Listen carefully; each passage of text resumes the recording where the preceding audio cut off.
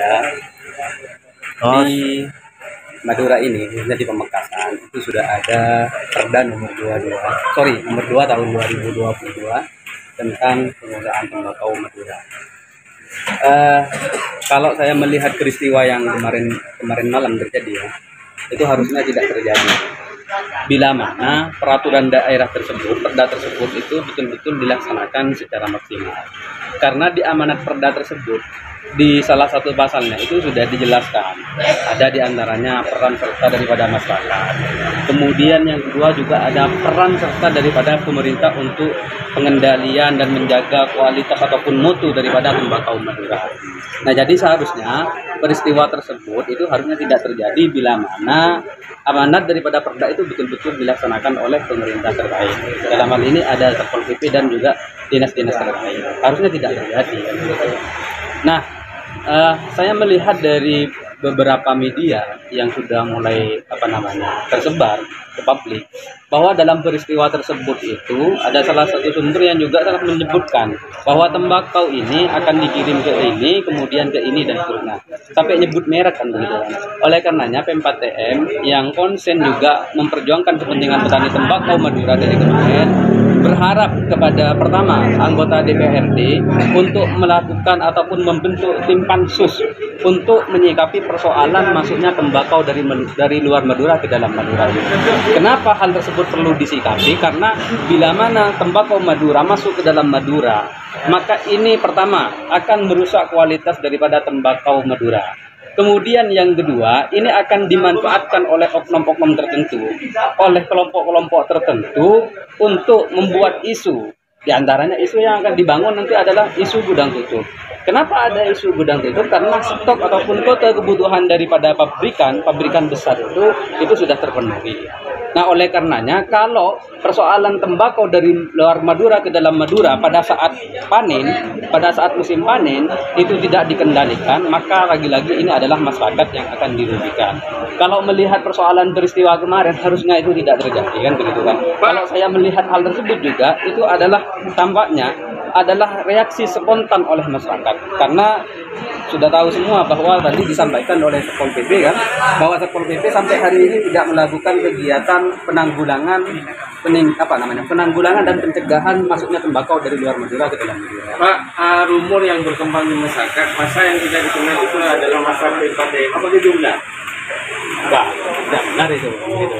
Kalau kalau dari Pempat TM melakukan tindakan seperti itu, kami tidak menghormati terhadap yang namanya amanat peraturan perundang-undangan dalam hal ini ada perda.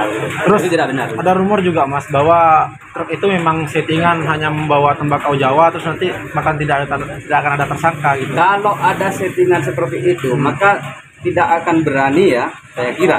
Kalau melihat dari perspektif hukumnya juga tidak akan berani seseorang akan menyebutkan merek sampai nyebut nama kan gitu. Iya. Kan ada inisialnya juga yang disebut. Iya.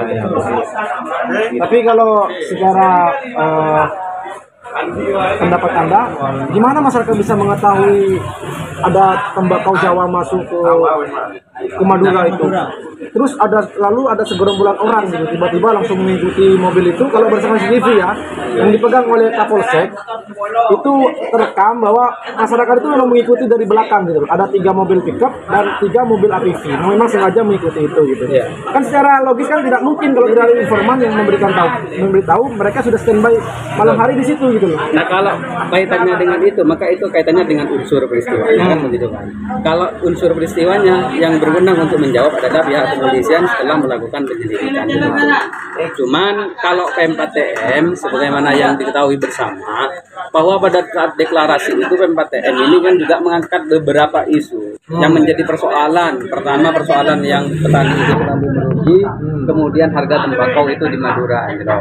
Nah, diantaranya isu itu yang pertama itu adalah sering terjadinya isu tutup gudang.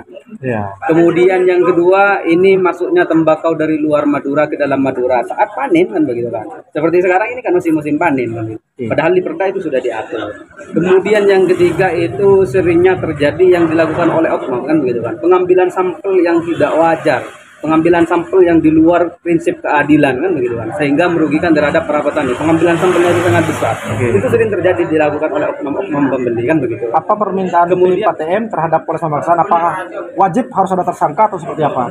Nah, jadi begini, sebagaimana kita ketahui bersama bahwa negara kita ini adalah negara hukum.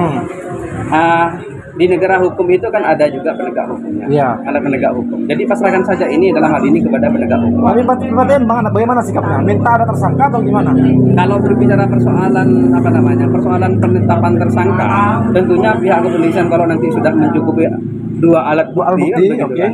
Kemudian berdasarkan bukti-bukti yang dikumpulkan, tanpa diminta pun akan ditetapkan menjadi tersangka. Oh, Kan begitu kan.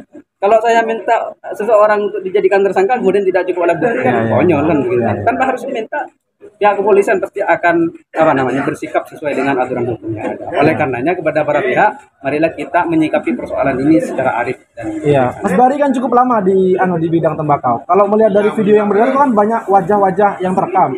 Apa nggak ada yang dikenali dari salah satu wajah itu? selama ini tidak ya. Tidak ada yang kenal ya? Salah satunya ya? Apakah seperti apa dorongan tim PTM untuk adanya tersangka terhadap pelaku pembakaran atau penyelundup tembakau? Saya kira tadi sudah saya jawabkan begitu kan. Siap, Tanpa siap. harus diminta kan begitu kan. Kalau penyidik jelas kan begitu. Tanpa harus diminta. Oke, terima kasih ya. Siap, Abang.